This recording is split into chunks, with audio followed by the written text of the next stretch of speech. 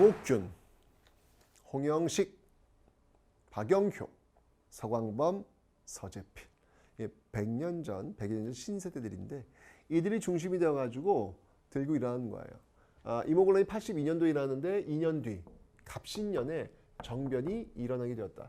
자, 그런데 배경이 있어요. 그 배경이 뭐였냐면 지금 일단은 개화 정책들을 계속 추진 나가고 있는 과정이잖아요. 그죠? 근데 여러분들 개화 정책 추진하려면 뭐가 필요해? 이게 필요하죠, 당연히. 외국 문물 들여와야 되고 지금 사절단도 보내야 되고 지금 그건 돈이 필요할 거 아니에요. 그럼 이 돈을 어떻게 해결할 거냐는 얘기죠. 이게 세금으로 좀 부족한 거라. 그랬을 때 이 멜란도로프 지금 재정을 담당하고 있잖아, 지금. 이 고문이 뭐라고 얘기하냐면 돈을 찍어내자. 돈을 찍어내자. 라고 주장하는 거예요. 반면에 이런 어떤 그 친청 세력들 마음에 안 들어. 지금 뭐 하는 거야? 돈을 찍어내? 돈 찍어냈다가 한번 당한 적 있었잖아. 언제? 경복궁 중건 때 당백전 찍어냈다가 인플레이션 왔었잖아. 근데 돈을 또 찍어내? 말도 안 돼. 외국에서 돈을 빌려와서 그것을 이제 갚는 방식으로 가자. 즉 차관 형태로 가자라고 이제 이 급진 개혁파들은 주장을 하고 있는 겁니다. 그래서 이제 급진 개혁파의 김옥균 중심으로 한 사람들이 일본에 가서 돈을 빌려 오려고 해요. 차관을.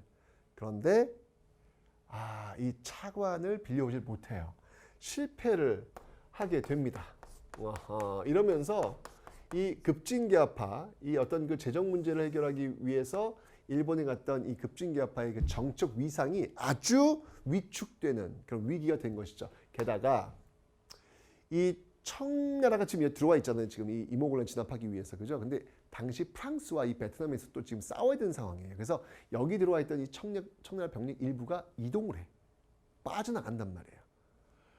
그러면서 어떤 정적 위기에 빠져 있었던 이 개화파, 급진개화파들이 기회는 이때다. 청의 내정 간섭을 벗어날 수 있는 기회는 이때다. 라고 지금 노리고 있는 거예요. 청나라 병력이 일부 철수 하는 모습들, 이런 것들이 지금 배경이 되고 있는 거예요. 자, 그런 과정 속에서 드디어 두둔 이때 개화 그 문물이라 할 수 있는 우리나라 최초의 우편 업무를 담당하고 있는 우체국, 바로 우정국이 오픈합니다. 우정국이 오픈합니다. 이 우정국 또는 우정총국이라고 하는데, 우정총국이라고 한번 가봅시다. 으쌰. 네, 정확한 표현으로 가보겠습니다. 우정총국이라고 하는데, 이 우정총국이 오픈합니다. 오픈할 때 왜 굉장히 많은 대소신료들이 왔을 거 아니에요, 그죠? 그때 뿌리야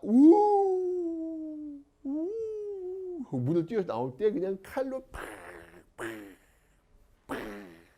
하면서 특히 이제 민씨 세력들, 민씨 세력들이 우정총국이 문 열고 나오다가 죽어요. 많이 죽어요. 이 정변이 벌어진 거라. 이렇게 이 정변을 일으켰던 이 갑신정변 이 세력들이 어디로 이동했냐면 뚜르르르르르르 바로 창덕궁으로 이동합니다. 그래서 고종과 명성황후를 확보하게 됩니다.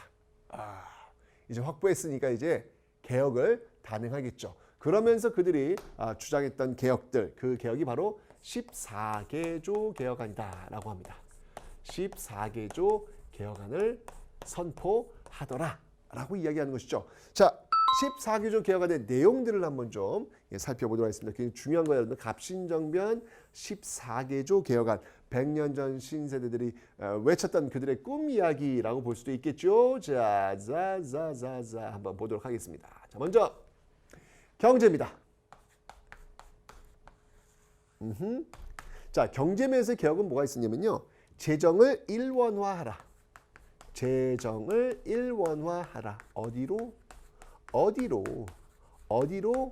호조로 재정을 일원화하라.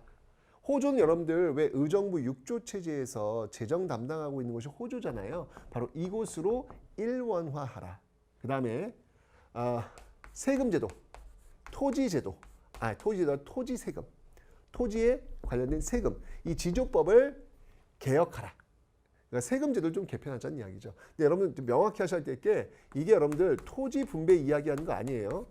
토지 분배까지는 아닙니다. 이 사람들 지금 그래도 어쨌건 이들은 좀 기득권 세력들이잖아요. 그죠? 그들이 이제 이렇게 나서 이거 혁명 아니 혁명 이거는 거기까지 가진 않았어. 갑신님이 거기까지 가진 않았고 이렇게 토지 분배를 하는 내용은 아니었고 그냥 세금 개편 정도. 이 토지 분배 나중에 이제 동학농민 운동 때 나올 거예요. 이런 어떤 주장을 하고요. 그다음에 정치적인 면에서의 어떤 개혁을 한번 살펴보도록 할게요. 자, 정치적인 면에서 개혁은 제일 중요한 게 있어요, 여러분들. 제일 중요한 거. 그게 뭐였냐면 갑신점에서 제일 중요한 거 바로 이걸 주장했다는 얘기죠. 신분제 폐지. 완전 중요해. 신분제 폐지를 주장했다. 와, 몇천 년간 내려왔던 신분제 그리고 그들의 기득권이라고 할 수 있는 그 신분제를 폐지하자고 대단해. 게다가 해상공국을 혁파하라. 이 해상공국은 이 보부상들, 이 해상공국 혁파하라. 이건 보부상들이 중심된 보부상들을 관리하는 어떤 그런 조직인데 이 보부상은 여러분들 정부의 그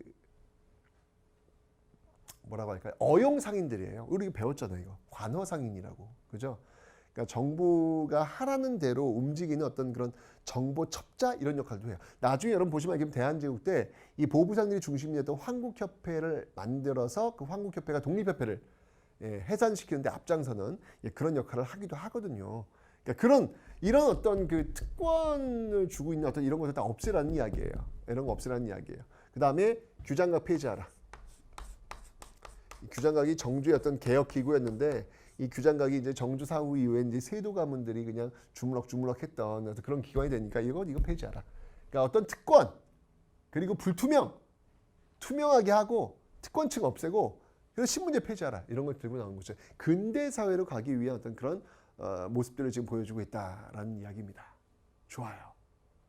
그러나 이때 뭔가 낌새가 이상하다 엮였던 이 민씨 세력들, 지금 막 죽어나가고 지금 난리 났잖아요. 이 명성황후 결국은 또 청나라한테 SOS를 보냅니다. 네, 결국 이 모습은 여러분들 이 갑신정변은 3.1천하로 끝나게 돼요. 3.1천하로 끝나게 되고 이 과정에서 일본과 청나라가 소규모 전투를 어디에서 창덕궁에서 벌이게 됩니다. 이때 누가 이겼다? 이때 청나라가 이깁니다. 뭐 일본이 이렇게 많은 병력이 있었던 것도 아니에요. 어쨌건 일본의 어떤 그 좀 뭐 힘을 좀 빌려가지고 이 정변을 한번 일으켜 보려고 했지만 결국 청의 진압에 의해서 실패로 돌아가게 되었던 사건. 이게 바로 갑신정변이다라는 겁니다. 이 갑신정변 일으켰던 그 인물들 한번 좀 적어볼까요? 네, 여기 지금 이 개화파에 대한 그 반발로서 나왔던 인물들인데 지금 김옥균 있죠. 김옥균 있고 그 다음에 뭐 박영효, 그다음이 홍영식, 그다음이 서광범, 그다음이 서재필. 이런 인물들이 중심이 되어가지고 이 김옥균과 함께 일으켰던 사건 이게 바로 갑신정변이다라는 이야기입니다. 하지만 여러분들 지금 청에 의해서 진압이 되고 있습니다.